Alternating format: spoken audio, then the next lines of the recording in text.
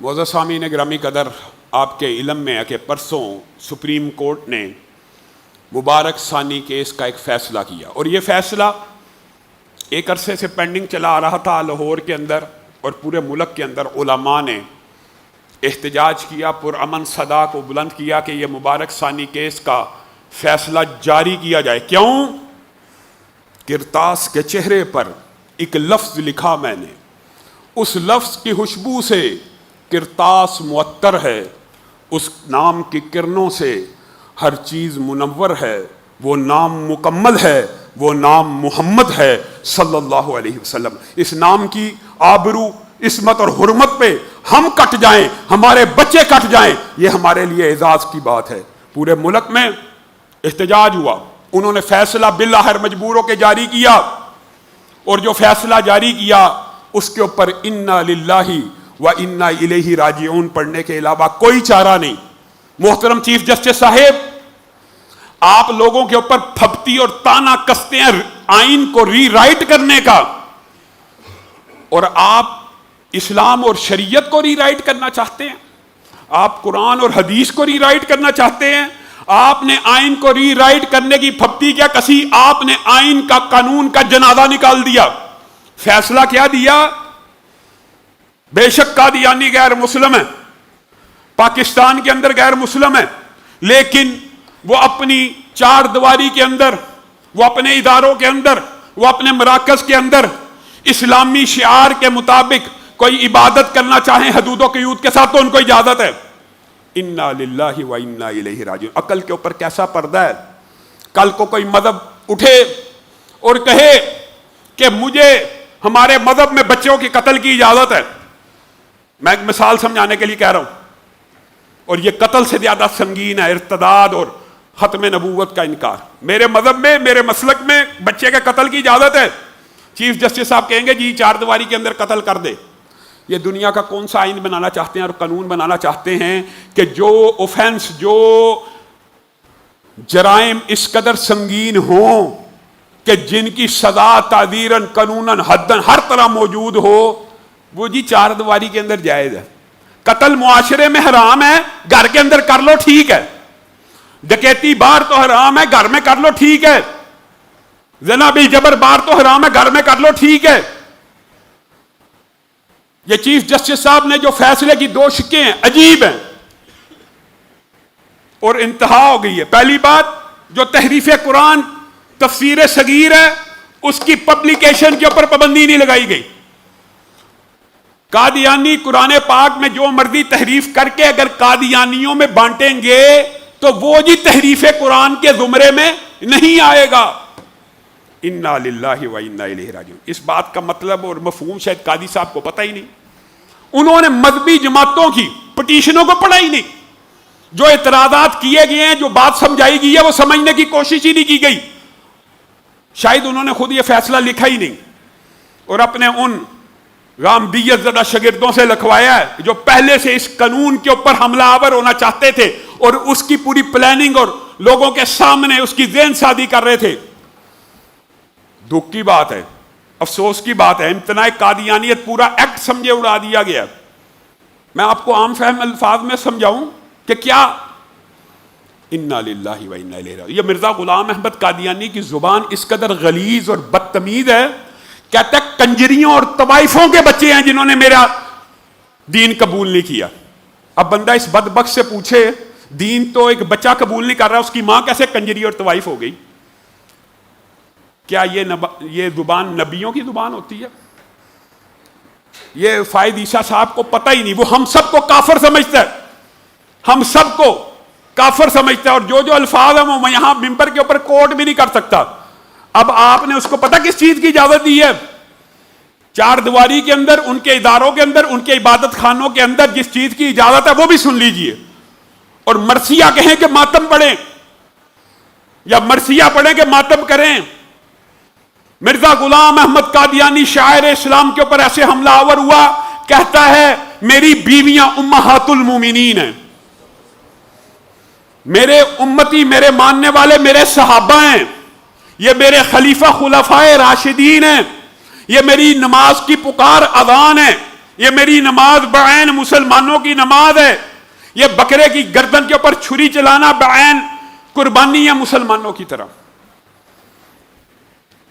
اب بتائیے chief justice صاحب وہ بند کمرے کے اندر ادارے کے اندر اس بات کی تبلیغ کرے کہ میرے ساتھی اصحاب رسول تھے، تو کوئی غیرت مند مسلمان اس بات کو گوارا کرے گا؟ آپ ان کو یہ حقوق دینا چاہتے ہیں؟ آپ معاشرے میں بدامنی پھیلانا چاہتے ہیں؟ آپ نے معاشرے کے صبر اور ضبط کا اور تحمل کا امتحان لیا ہے. آپ چیف جسٹس ہیں، لیکن آپ نے آئین کو ری رائٹ نہیں کیا. آپ نے قرآن اور سنت کو ری رائٹ کرنے کی کوشش کی ہے، جس کے اوپر پورے پاکستان کے مسلمانوں کا اجماع تھا، ہر مذہبی اور سیاسی پارٹی کا اجماع تھا کہ قادیانی دین سے خارج ہیں، کافر ہیں، اپنے آپ کو غیر مسلم کہہ کے جو مرضی کریں. قاضی صاحب دھوکہ دہی تو دنیا کے ہر مذہب میں، ہر قانون میں، آئین میں غلط ہے. یہ دھوکہ دہی نہیں ہے کہ ایک بندہ مسلمان نہ ہو اور اپنے آپ کو کہے میں مسلمان ہوں. یا تو ہمیں بھی اجازت دے دی جائے کہ ہم اپنے گھر میں بیٹھ کے یہ دعویٰ کرتے ہیں میں چیف آف آرمی سٹاف ہوں، آج کے بعد پاکستان کا چیف آف آرمی سٹاف میں ہوں. میں اپنے مسالک کی مساجد میں، اپنے اداروں میں اس بات کی تبلیغ کرنا شروع کر دوں کہ اس پاکستان کا حکمران میں ہوں، چیف جسٹس آج کے بعد میں ہوں، میری عدالت لگے گی. آپ سے یہ بات گوارا نہیں ہوگی کہ کوئی پاکستان کا اپنے آپ کو حاکم کہہ لے، کوئی خود کو خلیفہ کہہ دے، کوئی خود کو امیر المومنین کہہ دے، کوئی خود کو وزیر اعظم کہہ دے، کوئی خود کو چیف جسٹس کہہ دے. آپ کو یہ گوارا نہیں ہے، اور آپ چاہتے ہیں مسلمان گوارا کریں کہ مرزا غلام احمد قادیانی بے غیرت کے ماننے والے اس کو نبی کہیں اور مسلمان گنگے بن کے رہیں. رسول اللہ سے زیادہ صاف، میٹھی، پکیزہ اور نرم زبان کسی کی نہیں تھی. رسول اللہ نے بھی اپنے بعد نبوت کا دعویٰ کرنے والے کو کیا کہا؟ دجال اور کذاب کہا. ان کے لیے کوئی نرمی نہیں ہے. ہاں پاکستان کے آئین کو مانیں، خود کو غیر مسلم تسلیم کر لیں، خود کو غیر مسلم تسلیم کریں، اقلیتوں کے حقوق لے لیں. یہ حق ان کو کبھی نہیں دیا جا سکتا کہ وہ اپنی چادر چار دیواری اداروں، مراکز، مدارس میں تفسیر صغیر کو بانٹے، قرآن پاک کی تحریف شدہ تفسیر کو بانٹے، اور وہاں پہ وہ چاہے اپنے آپ کو مسلمان کہتے رہیں. کیا دھوکہ دینے کی اجازت دے رہے ہیں؟ یہ عجیب لاجک اور منطق. میں حیران ہوتا ہوں، یہ قانون کے طالب علم ہیں، اور ہم پچھلی باتوں کو پہلے بھی کہا تھا، پچھلے فیصلے کے اوپر جب تحفظات کیے، انہوں نے نظر ثانی کی اپیل کو منظور کیا، ہم نے سمجھا سیدھا ہو جائے گا معاملہ. اللہ کا شکر ہے شاید ان کا علم نہیں تھا. اب تو آپ کے سامنے جمعیت اہل حدیث پاکستان نے، دیگر مذہبی جماعتوں نے 18 20 صفحے کے دلائل لکھے ہیں کہ آپ یہ کس طرف بہک رہے ہیں، آپ کس طرف گمراہ ہو رہے ہیں، آپ کس چیز کی سہولت کاری کر رہے ہیں. آپس کی بات یہ ہے، آپ چیف جسٹس آف پاکستان ہیں، آپ نے کبھی بجلی کے بلوں کے اوپر سو موٹو نہیں لیا، آپ نے کبھی عوام کی پریشانی کے اوپر سو موٹو نہیں لیا. آپ کو فیصلہ کرنا تھا تو معاشرے میں افراتفری پھیلانے کے ایسے فیصلے کرنا اور جن کی ایک تری ہو. آپ کے بارے میں یہ الزام بھی موجود ہے کہ آپ نے حفظ قرآن کے نمبر کاٹے ہیں، اور آپ کے بارے میں یہ الزام بھی موجود ہے کہ آپ نے کہا آپ نے آپ کو حافظ مت کرو، مولانا مت کرو. یہ کوئی ٹائٹل اور اعزاز نہیں ہے. آپ اپنے آپ کو جسٹس کہیں، وکیل اپنے آپ کو ایڈوکیٹ کہے، پی ایچ ڈی اپنے آپ کو ڈاکٹر کہے، لیکن حفظ قرآن کی اعلیٰ ڈگری حاصل کرنے والا اپنے آپ کو حافظ نہ کہے. اب پاکستان میں کیا چاہتے ہیں؟ اب پاکستان میں انار کی آج اللہ کے فضل و کرم سے پورے پاکستان کی دینی اور مذہبی جماعتیں پورے ملک کے اندر صرف جمعیت اہل حدیث کے زیر اہتمام 6000 سے زائد مساجد میں آج اس فیصلے کو مسترد کرنے کی قراردادیں پیش کی جا رہی ہیں.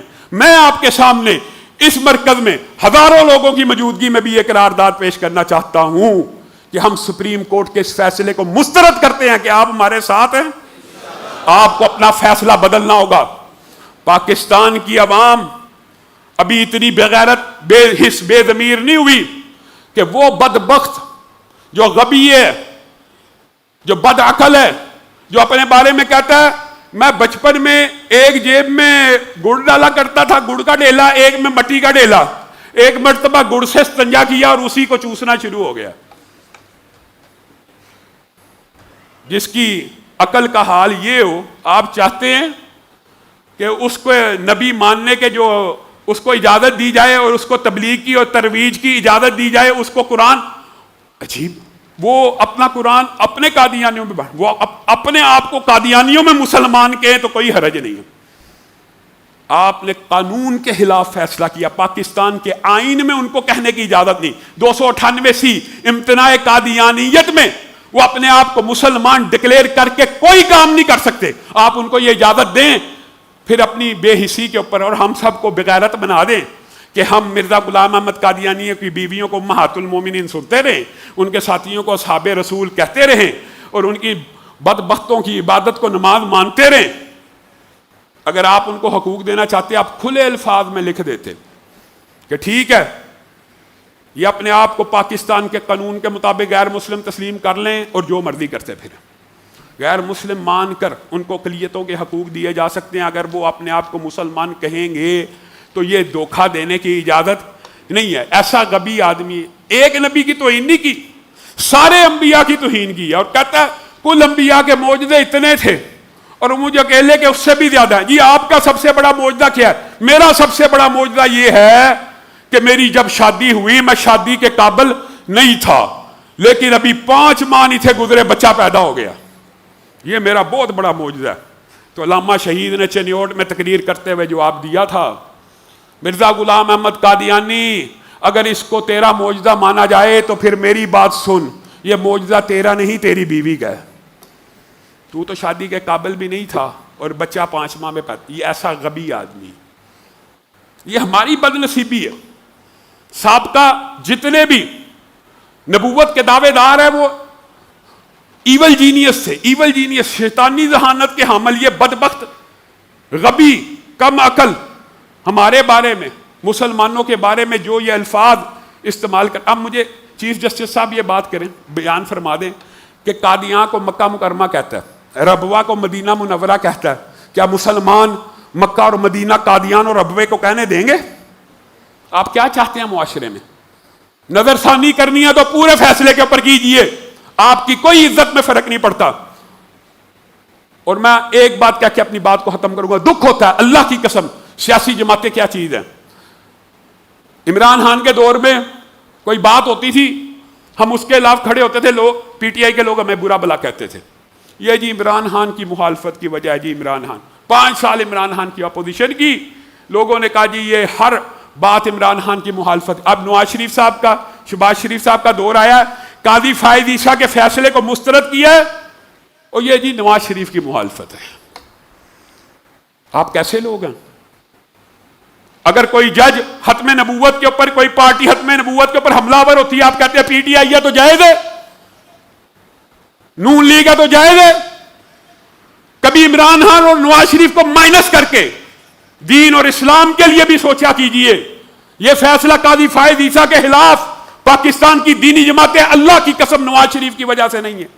ہم تو میں ذاتی طور پر جس وقت قاضی فائز عیسیٰ کے، آپ جانتے ہیں، آپ گواہ اس بات کے، قاضی فائز عیسیٰ کے خلاف امپیچمنٹ کی اور اس کے خلاف سزاؤں کی پی ٹی آئی دور میں تحریک چل رہی تھی، سب سے بڑا اس کا مخالف میں تھا، قاضی فائز عیسیٰ کی حمایت کی، اللہ مجھے معاف کر دے۔